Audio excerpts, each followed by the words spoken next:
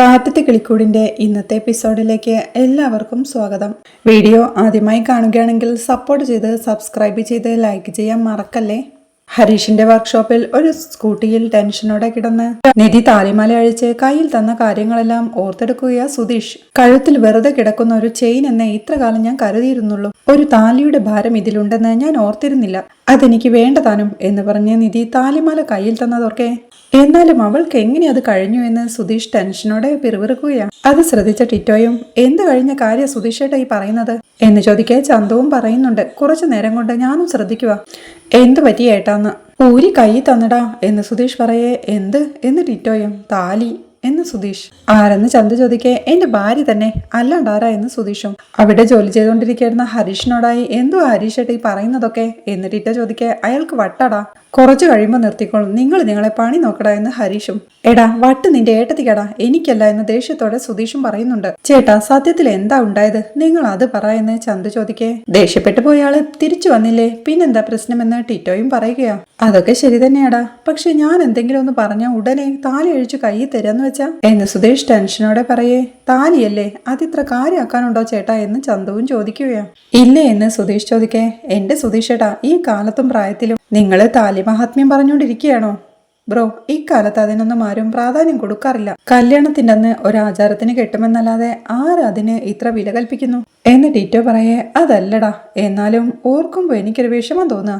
എന്റെ അവളുടെയും കല്യാണം കഴിഞ്ഞെന്നുള്ള ഒരേ ഒരു അടയാളം അതായിരുന്നു, അതിപ്പോ ഇല്ലാണ്ടായില്ലേ എന്ന് ടെൻഷനോടെ പറയുന്നുണ്ട് സുധീഷ്. ഭാര്യയും ഭർത്താവുമാണെന്ന് പരസ്പരം വിശ്വാസമില്ലാതെ താലിയും കഴുത്തിലിട്ട് നടന്നിട്ട് എന്ത് കാര്യം സുധീഷേട്ടാ എന്ന് ടിറ്റോ ചോദിക്കേ. ചന്തുവും പറയുകയാ. അതൊക്കെ എന്റെ ചേച്ചി, ബന്ധുക്കൾ പങ്കെടുക്കുന്ന എന്തെങ്കിലും പരിപാടി ഉണ്ടെങ്കിൽ ചേച്ചി താലി കഴുത്തിലിടും. ടിറ്റോയും പറയുന്നുണ്ട്. എന്റെ അമ്മയും അതെ, ഒന്നുകിൽ അമ്മ താലി അടക്കം കൊണ്ടുപോയി പണയം വെക്കും, തിരിച്ചെടുത്താലും 1-2 ദിവസം മാത്രമേ വീട്ടിലിരിക്കൂ, വീണ്ടും പണയം വെക്കും. ആ ഗ്യാപ്പിൽ പോലും അമ്മ അതെടുത്ത് കഴുത്തിലിടണത് ഞാൻ കണ്ടിട്ടില്ല. എന്നിട്ട് അവര് തമ്മിൽ വല്ല പ്രശ്നവുമുണ്ടോ? ഇല്ല. അത് കേട്ട് സുധീഷും ഓഹോ, അപ്പോ ഈ താലി എന്ന് പറയുന്നതിന് സെന്റിമെന്റ്സിന്റെ ആവശ്യമൊന്നും ഇല്ലല്ലേ എന്ന് ചോദിക്കേ. എന്ത് സെന്റിമെന്റ്സ് ഏട്ടാ, ഇതൊക്കെ മെഗാ സീരിയൽ മാനിപ്പുലേഷൻ അല്ലേ, ഒന്ന് മനസ്സിലാക്കേ എന്ന് ചന്തു പറയുകയാ. എന്ന് വെച്ചാ എന്ന് സുധീഷ് ചോദിക്കുന്നുണ്ട്. മെഗാ സീരിയലിലുള്ള താലിയും സെന്റിമെന്റ്സും ഒന്നും അത് കാണുന്ന കുടുംബങ്ങളിലില്ലെന്ന് സാരം എന്ന് ടിറ്റോ പറയേ. ടിറ്റോ, ഏട്ടത്തി അത് സ്വന്തം ഇഷ്ടപ്രകാരം ഊരി മാറ്റിയതൊന്നുമല്ല, ഇങ്ങനെ അതിനെപ്പറ്റി പറഞ്ഞ് വഷളാക്കി ഊരി വാങ്ങിയതാ. മുഖത്ത് വലിച്ചെറിയാത്തത് ഭാഗ്യം എന്ന് ഹരീഷും വിളിച്ച് പറയുകയാ. സുധീഷും ദേഷ്യത്തോടെ എടാ ചെക്കതെ വേണ്ടാട്ടോ എന്നവിടെ ഇരുന്ന് പറയുന്നുണ്ട്. ദേ, നിങ്ങൾ ഇനി അതും പറഞ്ഞ് ചൂടാവല്ലേ, ഇവിടെ കിടന്ന പ്രശ്നമുണ്ടാക്കല്ലെന്ന് ചന്തു പറയേ. ഇവിടെ ഇരുന്നാലല്ലേ പ്രശ്നമുള്ളൂ, പോയ എല്ലാവർക്കും സമാധാനം കിട്ടുമല്ലോ എന്ന് പറഞ്ഞ് സുധീഷ് എഴുന്നേറ്റ് പോകുമ്പോഴേക്കും സുധീഷേട്ടാ എന്ന് വിളിച്ച് തടയാൻ ശ്രമിക്കുന്നുണ്ട് ചന്തുവും ടിറ്റോയും. ഡാ വേണ്ടടാ, എങ്ങോട്ടേലും പോട്ടെ, ഇവിടെ ഇരുന്ന നമ്മുടെ പണി കൂടി ചീറ്റും എന്ന് ഹരീഷും പറയുകയാ.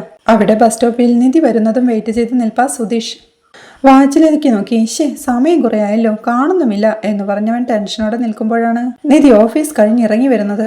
അവൾ വരുന്നത് കണ്ട് അവൻ കാണാത്തതുപോലെ ബസ് സ്റ്റോപ്പിൽ നിൽക്കെ നിധി അവന്റെ അരികിലേക്ക് ചെന്ന് ഹലോ എന്ന് വിളിക്കെ. അത്ഭുതം അഭിനയിച്ച് ആ നിധിയോ, എന്താ ഇവിടെ എന്ന് സുധീഷ് ചോദിക്കുകയാ.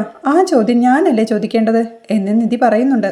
ശരിയാ, നിധിയുടെ ഓഫീസ് ഇവിടെയാണല്ലോ, ഇവിടുന്ന് നേരെ വീട്ടിലേക്കാ എന്നവൻ ചോദിക്കേ. സുധീഷ് എന്താ ഇവിടെ എന്ന് നിധിയും. എന്റെ ഒരു സുഹൃത്ത് വരാന്ന് പറഞ്ഞിട്ടുണ്ടേ, അവനെ കാത്ത് നിന്നതാ എന്ന് സുധീഷ് പറയേ. എന്നാ ശരിയെന്ന് പറഞ്ഞ് നിധി നടന്നു നീങ്ങുകയാ.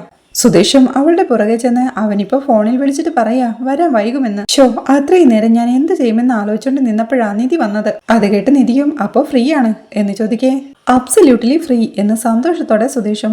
എന്നാ നമുക്ക് കുറച്ച് സംസാരിച്ചാലോ എന്ന് നിധി ചോദിക്കുന്നുണ്ട്. അതിനെന്താ ആവാലോ എന്ന് സുധീഷ് പറയേ. ഇവിടെ വെച്ച് വേണ്ട, വേറെ എവിടെയെങ്കിലും ഇരിക്കാമെന്ന് നിധിയും. ഓ യെസ് ആവാം എന്ന് സുധീഷ് സന്തോഷത്തോടെ പറയേ. എന്നാ വരൂ എന്ന് പറഞ്ഞ് നിധി അവനെയും കൂട്ടിക്കൊണ്ടു പോവുകയാ. അവളുടെ പുറകെ സന്തോഷത്തോടെ നടന്നു നീങ്ങുകയാ സുധീഷും. പിന്നീട് ഒരു റെസ്റ്റോറന്റിലെത്തി ജ്യൂസ് എല്ലാം ഓർഡർ ചെയ്ത് ടെൻഷനോടെ ജ്യൂസ് കുടിക്കാതെ സ്ട്രോ അതിലിട്ട് ഇളക്കിക്കൊണ്ടിരിക്കുക നിധി. ജ്യൂസ് കുടിക്കുകയായിരുന്ന സുധീഷും മനസ്സിൽ പറയുന്നു. അപ്പോ താലി അഴിച്ചു തന്നതിലും വിഷമമുണ്ടല്ലേ, അത് മുഖത്ത് കാണാനുണ്ട്, അതിനൊരു സോറി പറഞ്ഞ് തിരിച്ചു ചോദിക്കാനല്ലേ.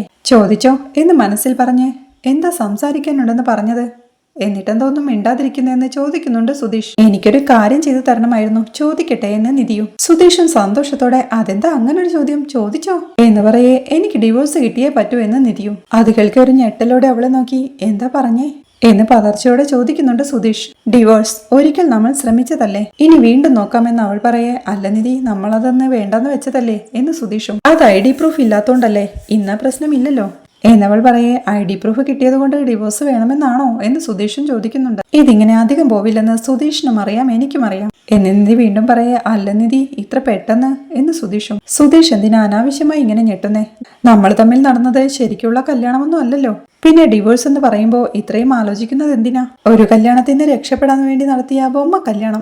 എനിക്ക് വേണ്ടി അത് ചെയ്തിട്ട് ഇപ്പോ സുധീഷും പെട്ടിരിക്കുകയല്ലേ. നമുക്ക് രണ്ടാൾക്കും ഈ കുടുക്കിന് തലയുരിയല്ലേ പറ്റൂ. നമ്മൾ തമ്മിൽ ഒരു ബന്ധവും ഇല്ലെങ്കിലും നിയമപ്രകാരം ഹസ്ബൻഡും വൈഫും എന്നൊരു കണക്ഷൻ ഉണ്ട്. ആ അധികാരം വെച്ചാണല്ലോ സുധീഷിന് അന്ന് അങ്ങനെ പെരുമാറാൻ തോന്നിയത് എന്ന് നിധി ദേഷ്യത്തോടെ പറയേ. അയ്യോ നിധി, അന്ന് അങ്ങനെ പറ്റിപ്പോയതാണെന്ന് ഞാൻ എത്ര തവണ പറഞ്ഞതാ. ഇനിയും അതിനുവേണ്ടി ഞാൻ മാപ്പ് ചോദിക്കാം, മതിയോ എന്നവൻ ചോദിക്കുകയാ. ഞാൻ അതിനുവേണ്ടി പറഞ്ഞതല്ല, എത്രയും നേരത്തെ അത് ചെയ്യുന്നതാണ് നല്ലതെന്ന് എനിക്ക് തോന്നുന്നു. ഇന്ന് താലി അഴിച്ചു മാറ്റിയതുപോലെ ലീഗലായി നമ്മൾ സ്വതന്ത്രരാവണം. രണ്ടുപേർക്കും അതാണ് സേഫ്. സുധീഷേ, എനിക്ക് നിങ്ങളോട് ഒരു തരത്തിലുള്ള ഇഷ്ടവും തോന്നിയിട്ടില്ല. തിരിച്ചും അത് അങ്ങനെ തന്നെയാ. പിന്നെ ഡിവോഴ്സ് ചെയ്യാൻ എന്തിനാ ആലോചിക്കുന്നേ?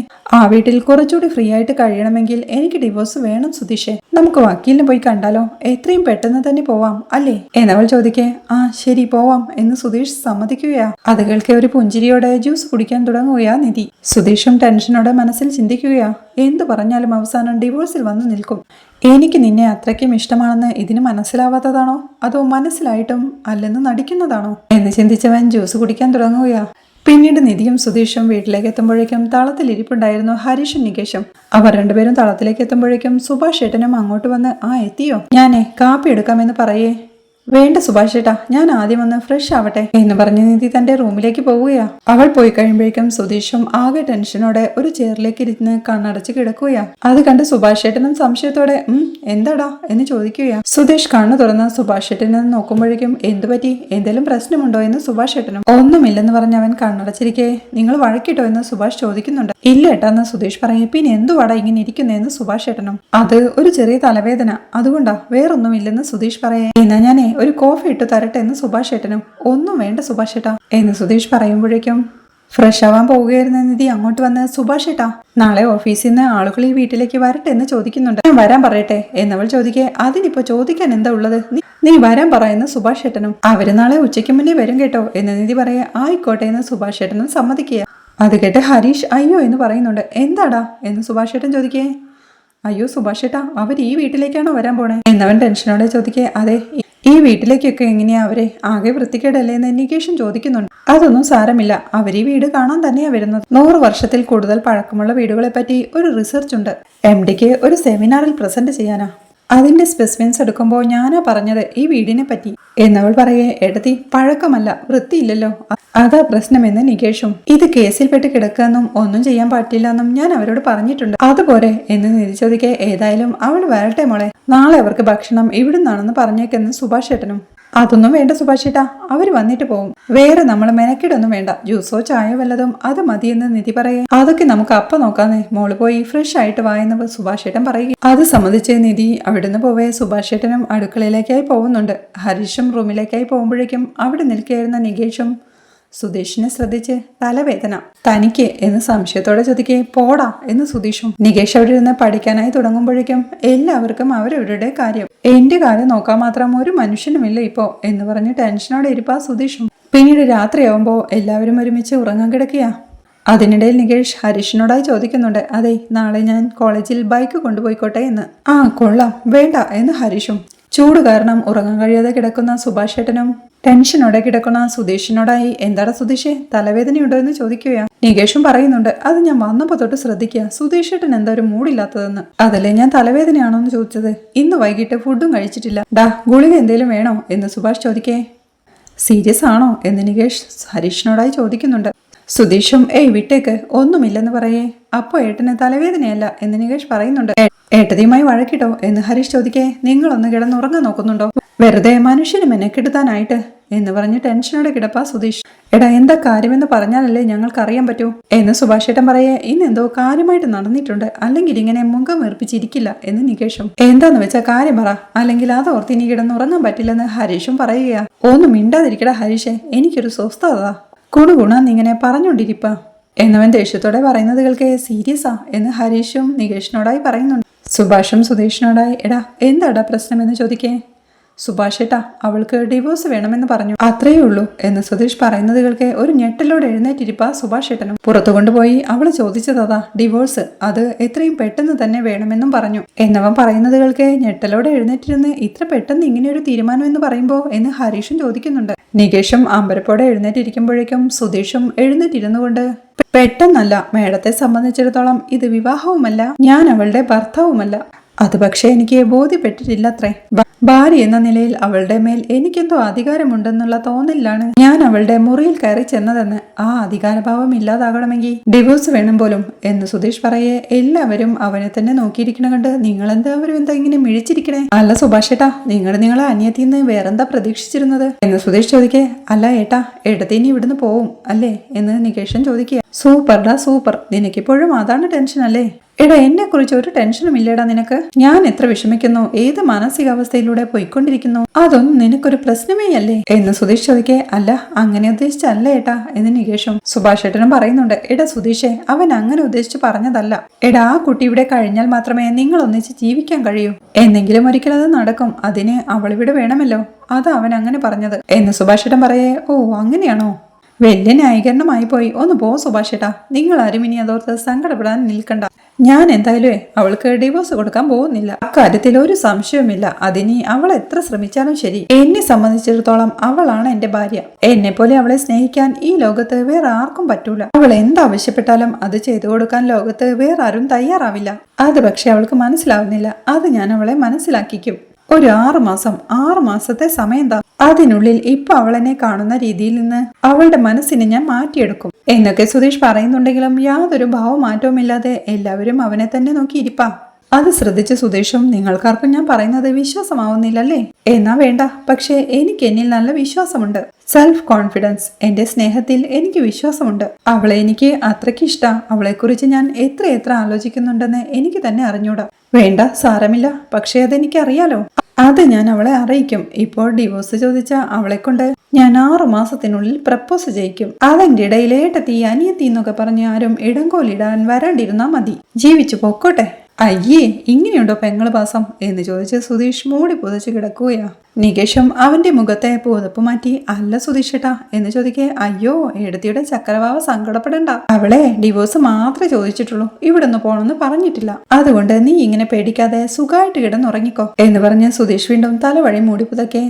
അല്ല സുധീഷേട്ടാ എന്ന് ചോദിച്ച് നികേഷ് വീണ്ടും അവന്റെ മുഖത്തെ പുതപ്പ് മാറ്റുകയാ. സുധീഷും ദേഷ്യത്തോടെ, എടാ ഒന്ന് മിണ്ടാതിരിക്കണം, അവിടെ ഒന്ന് കിടന്നിറങ്ങാൻ നോക്കിയേ എന്ന് പറയേ നികേഷും ഹരീഷും എല്ലാം കിടക്കുകയാ. സുഭാഷും അവന്റെ അരിയിലേക്ക് കിടന്നുകൊണ്ട്, എന്നാ ഇത് നേരത്തെ തന്നെ നിനക്ക് പറയായിരുന്നില്ലേ എന്ന് ചോദിക്കുന്നുണ്ട്. സുഭാഷേട്ടന് വിഷമാവണ്ടെന്ന് കരുതി എന്ന് സുധീഷും. എടാ, 6 മാസം ഉറപ്പാണോ എന്ന് സുഭാഷേട്ടൻ ചോദിക്കേ.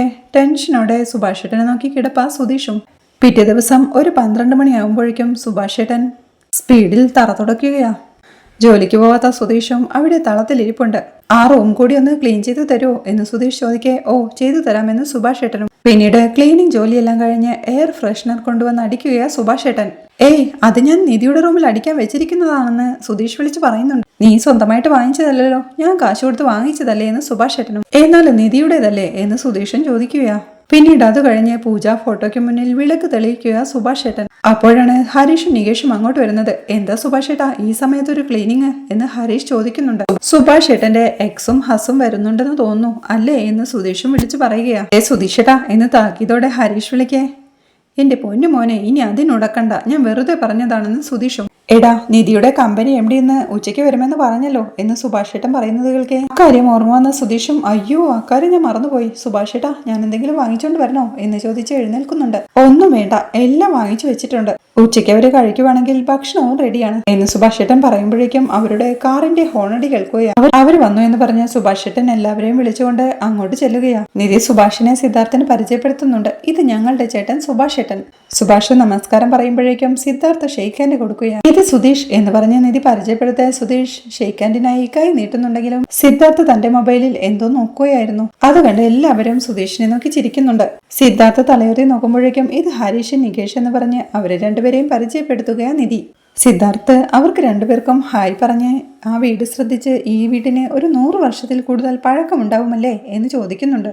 അയ്യോ, അതിൽ കൂടുതൽ കാണും. അച്ഛന്റെ മുത്തച്ഛന്റെ കാലത്ത് കെട്ടിയ വീടാ എന്ന് സുഭാഷ് പറയാ. പഴക്കമുള്ള വലിയ തറവാടുകൾ കേരളത്തിൽ ഇപ്പോഴും ധാരാളമുണ്ട്. 1000 സ്ക്വയർ ഫീറ്റിന് താഴെയുള്ള ഇത്തരം വീടുകളും ചെറിയ വീടുകളും ഒക്കെ പൊളിച്ച് ഇപ്പോ കോൺക്രീറ്റ് വീടുകളായി.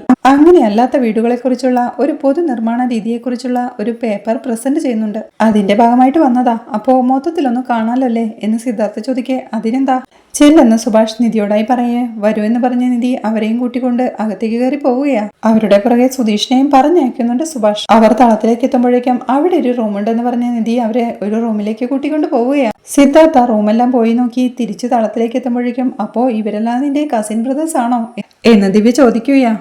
അതെ, സുധീഷും സുഭാഷേട്ടനും അടക്കം 4 പേരും കസിൻ ബ്രദേഴ്സ് എന്ന് നിധി സന്തോഷത്തോടെ പറയുന്നത് കേൾക്കെ നിധി എന്ന് ടെൻഷനോടെ അവൾ വിളിക്കുന്നുണ്ട് സുധീഷ്. ഇത്രയുമാണ് ഈ എപ്പിസോഡിലെ വിശേഷങ്ങൾ. വീഡിയോ ഇഷ്ടമായാൽ സപ്പോർട്ട് ചെയ്ത് സബ്സ്ക്രൈബ് ചെയ്ത് ലൈക്ക് ചെയ്യാൻ മറക്കല്ലേ.